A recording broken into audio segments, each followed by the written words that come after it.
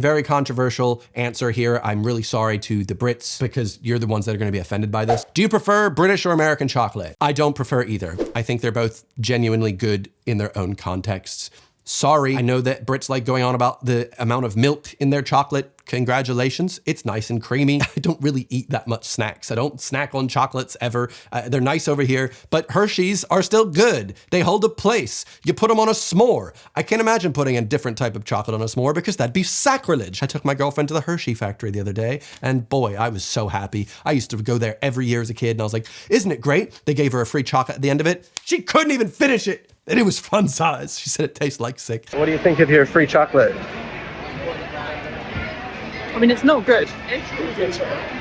That just got worse. It got worse. I understand people from the UK and their palates are going to not necessarily enjoy the taste of a standard Hershey's chocolate, but Americans seem to enjoy both. So what does that say? Anyway, yes, hi, my name is Evan Edinger, and this is a little Ask Evan video. Ooh. What Americanisms would you wish Brit culture embraced and vice versa? This is a very quick answer. I feel like Americans would appreciate the Christmas cracker. I feel like that's something you can throw into Christmas, just a little twist, little pop, little, what a nice little treat. Likewise, I do think Brits would genuinely appreciate Thanksgiving, or at least a holiday centered around having a really nice amount of delicious home-baked food with friends and family. What's not to like? Very adult question here. With your apartment and how the ownership thing works, do you feel it was worth it? They went on about profit and such. This might come off as a very uneducated or stupid response, but I genuinely don't care about the profit that I get from it when I sell this place, because viewing everything myopically as a balance sheet of plus or minus, I feel like detracts from so much more that is important rather than money. I was able to build my own place, you know, paint all my walls, make a space for myself to have a nice, comfortable bedroom and a place to work and a place to relax. The feeling of never having a landlord threatening to raise the rent on me or threatening to kick us out, you know, that was something I had to deal with every year that I've rented. And that peace of mind means even if I sell this place and I lose money on it, I didn't lose value, because there's something intrinsically intangible about the experience of what I've had in this space, and I genuinely would do it again, even if I lost money out of it. It's worth it, in my opinion. So there you go. Not everything is about money all the time. Plus, if I ended up not getting this place and renting, I think it would have cost me significantly more, not just financially, but also mentally. The stability of the last 3 years of having my own place has done wonders for the mental health, so that's good. What made you decide to live in the UK, and how did that idea come about? Basically, I came up against an issue. I graduated from university, and I had no idea what I was gonna do with my life. I felt like the entire world was in front of me, like an open world video game, and I was like, what can I do now? I can do anything. Of the options that were available to me, I could either just immediately get a job and work full time, and I didn't really know what I wanted to work in, like what field I wanted to work in. So that was kind of like, that's stressful. And also that means that's it. Adulthood starts then. As soon as I start working, I'm gonna be working till I'm dead. Or just kick the can down the road and get a master's degree. Boston University accepted me, but the other university I got accepted to was one in London. And my thought was, I will never again in my entire adult life ever get the opportunity to live outside of the US for this amount of time. A lot of my motivations, not just in that like post-university period, but also me as a person now, are what can I do now that will make future Evan a more interesting or well-rounded person. A lot of the courses I took in university were things that I thought, when am I ever gonna get another opportunity to basically take Japanese? Why not just take that? You know, why not take an acting course? When am I gonna get a chance to do that? So I just wanted to basically take as much on as possible. I felt like I could bring this back and then just, I don't know, figure out what I wanted to do in the US. Now, that isn't what ended up happening. I ended up staying. Those of you who have been watching my channel for far too long would have seen all the different things that I came up against. I have chronicled all of this in a video from me moving out from my parents' basement to getting citizenship. So if you haven't seen that yet, I'd recommend. But at the end of the day, I still make decisions like this every day. I feel like the one thing that I'd recommend everyone do, if financially feasible somehow, whether through some sort of student loan or something else, is to study abroad for at least half of a year, no matter where you're from. The opportunity to live and experience another culture as your own, or at least to be able to be present and be there and see how other people live their lives, is such a huge thing for changing your perspective. That's why I loved so much when I lived in Munich for a month and Berlin. By living there and just being present and seeing how people go about their day-to-day lives, it just adds so much more than the cost, in my opinion. Home is where you make it, and London is my chosen city. I really love this city, but I'm absolutely sure that if I had moved to some city in another country in Europe, or if I had even another city in England, for instance, I would have probably fallen in love with that city and found all the quirks that I loved and made it my personality, because that's a problem I have. What was the most confusing difference between American English and British English when you first arrived? I did mention this in a very recent video, but the word toilet was the one that really got me the most. I remember distinctly, there was a moment when my manager at Urban Outfitters was telling me to clean up something, and I was like, all right, where do I wet this rag? And he went, use the toilet. And I went, what? That's disgusting. Like, I've worked in some dirty places, but saying to dip the rag to clean tables in the toilet? And then he had to explain that he meant the room, because, you know, it's a big toilet. I still don't like that. It's just confusing. Where would you like to live if you were to leave London, and why? Idealistically and realistically. So idealistically, I feel like I'd want to live a year in loads of different places. I'd have a year in like the Netherlands, between like Utrecht and Amsterdam. I'd also live another year somewhere in Germany. I'd live a year in Japan, a year in Australia. I could do this. My job allows me to, you know, make videos from abroad. I can do whatever I want, really. But, you know, I'm in a relationship and she studies English law, which doesn't actually translate very well to countries that aren't England, so I can't just uproot her entire life to live in different countries all the time. So this is why I said it was such a big deal to me to move countries while I could, because I felt like I'd never have this opportunity. However, if I had to stay in England, it would actually be Liverpool. I feel like Brighton's very boring. Maybe that's just a very Londoner opinion, but Brighton's probably like the most boring place. Whereas Liverpool, I loved it. I loved my time there. Such a huge amount of culture. People really friendly, very underrated, I would say. So yeah, that'd be it. I'm a coffee nerd. What's your coffee routine like? Do you buy beans or do you buy ground? So I feel like this is very gatekeepy, and I hate gatekeeping, but I feel like you can't really be a coffee nerd and buy ground. You lose so much of the complexity of the bean. You have to buy the beans, and you grind the beans, and you get fresh smell. There's so much positives to just buying beans than grinding it yourself. Don't buy ground if you actually want to taste good coffee. You can for convenience, but oh boy, it took me an extra 2 seconds to hit the grind button on my grinder. Either way, I will say I buy from Square Mile Roasters and Ozone Roasters, which are 2 London roasters. Their beans are just very good. Pretty much I'll buy like maybe once every 2 or 3 months, a new pack of beans. I grind them all up. My coffee of choice is usually Chemex. It's a pour over style coffee. In my opinion, the tastiest way of drinking coffee. If I only want one coffee, I'll have an AeroPress, which is one that I'd highly recommend to anyone, because it's like, oh, let's just say you're not into coffee. 25 pounds gets you a thing that makes you delicious coffee for one person, like incredible tasting, and it only takes like 2.5 minutes. I do like the mocha pot, and I also think French press is okay. I rarely do it though, because the other ones are so much tastier. Also, I rarely ever add milk when I'm making my own coffee, because you lose the taste of the complexity of the coffee. So very much just drink it black. This one has, wow, some interesting notes. But it doesn't taste like bad filtered coffee. If you haven't ever had a good pour over coffee, then you don't get it. But if you ever see a pour over coffee on a menu at a cafe, I would recommend you try it. It's very nice. Oh, that's very nice.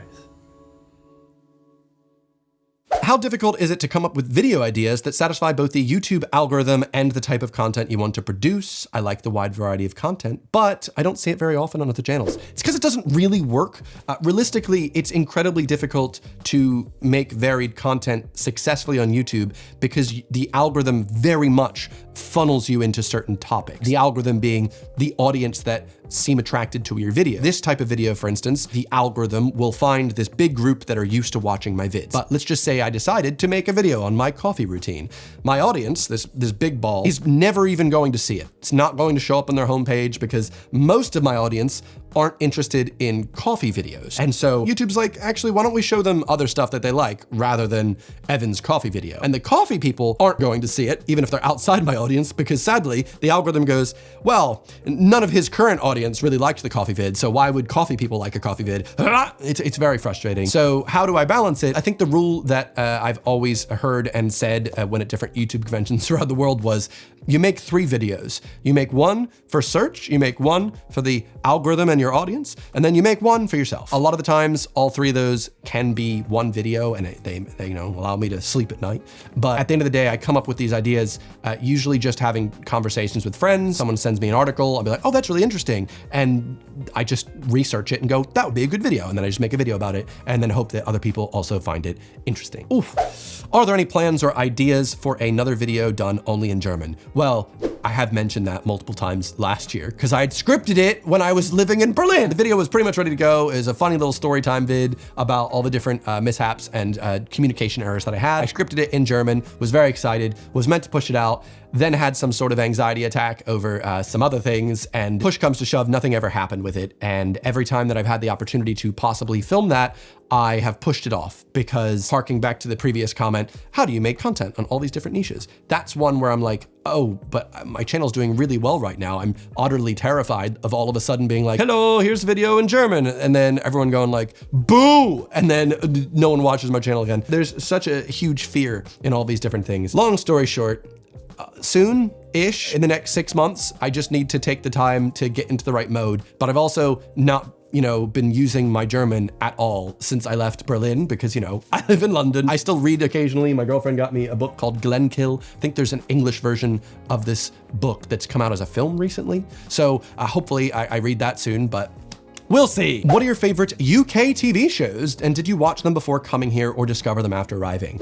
Honestly, I have not necessarily liked much UK shows. However, I will say I did really like the IT Crowd, and I was very upset that it was so short. I think that's the thing for all British shows. You're like, wow, this is great. And then they're like, yep, that's it. 6 episodes per season, 4 seasons and a final episode. Wow, it was a very funny show. I would recommend it. It's my type of humor. How is your music coming along? I remember you saying you were working on getting your song produced. Yes, actually this month I am meeting with a producer to help me record and mix the song that I wrote 4 years ago. It's basically been in my New Year's resolutions every year for 3 years to get it done, but a combination of like anxiety, stress, and doing other things has constantly pushed it away. I've always wanted to make music ever since I was very young. That was actually the field I wanted to go into. Specifically, I wanted to make video game music. And so I wrote loads of music and wrote loads of songs when I was in university and when I moved to the UK, and then slowly it dwindled as my field became YouTube, and so that got put on the back burner. But I did write one final song in 2020 that I just really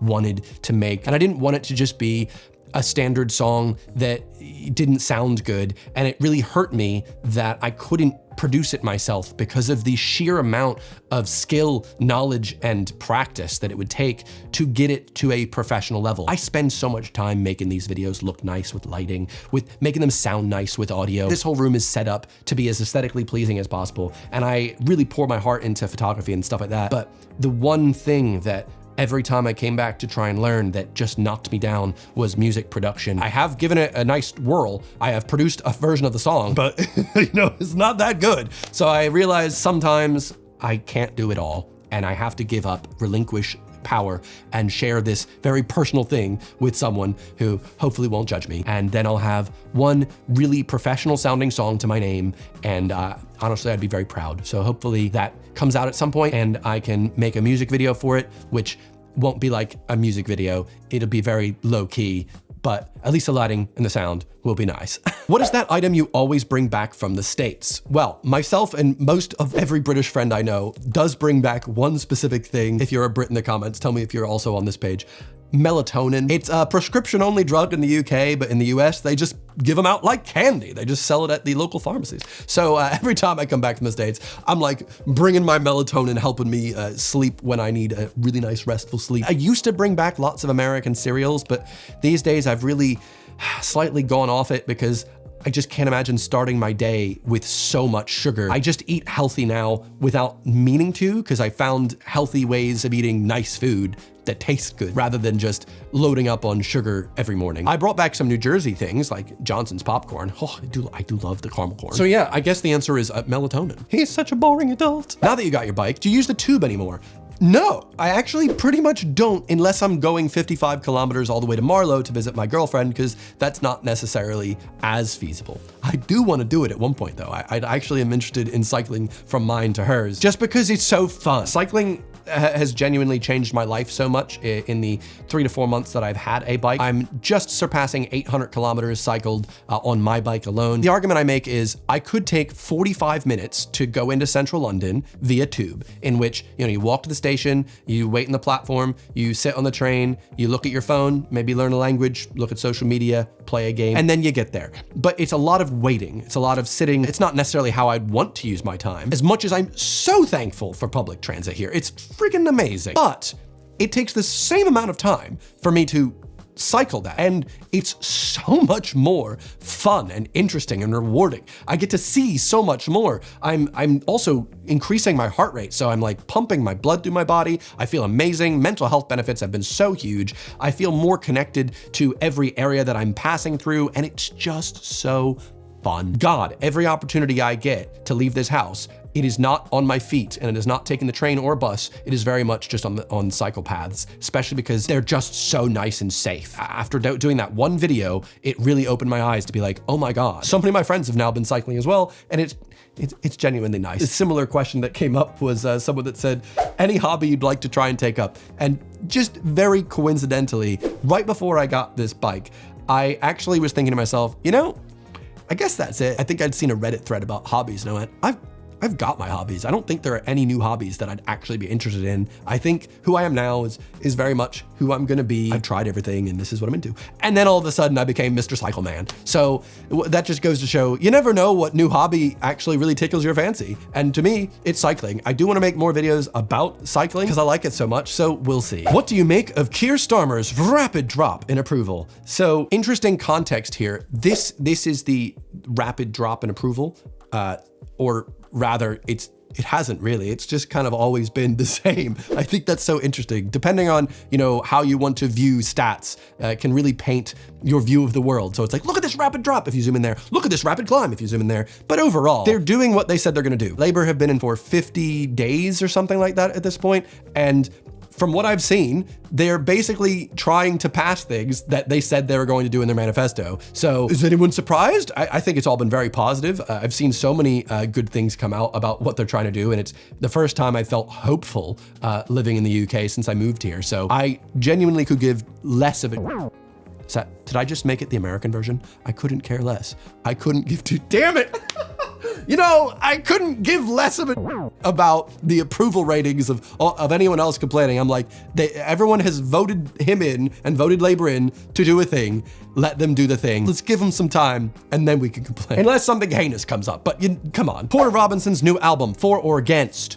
I'm for. I listened to it many, many times when I was driving throughout the States last month. Very, very nice. I do prefer the previous album, Nurture. There's some weird ones on this one and I was like, but there are a lot of bops, a lot of bangers. So yeah, good. And then the question that everyone has been thinking about the entire time they've been watching this video. Who's the sponsor of this video? Well, I'm glad you asked. It's actually Incogni. The internet is becoming more and more full of bots, and there are so many emails that flood through your inbox from random spam companies offering you sweepstakes and all these other things, and even political candidates begging you for money, which I have made an entire video about. Even though you never gave them any of your information, you didn't say, hey, yeah, I'd love to be emailed. Nope, they still do it. However, Incogni as a service, their entire thing is to ensure they reduce the amount of spam emails by getting your private data, your email address, God forbid, your full address, deleted from different websites that should not have access to them. The issue is there's a lot of data brokers, these companies where their sole purpose is to collect data, even if it's non-consensual, on people so that way they can sell it on to different marketing firms, give your information out, or God forbid, also sell where you live to other people. So the way Incogni works is you basically sign in, you give them your information, and they reach out to each one of these data brokers that they find your information on, and they request deletion.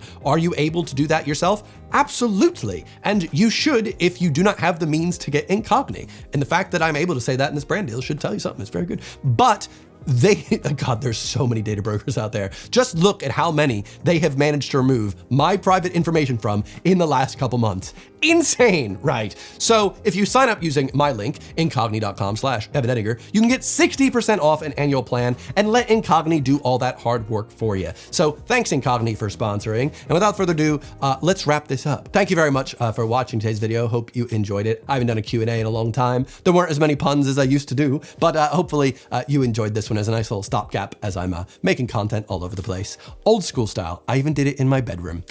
Wink. I'll see you next Sunday. Goodbye.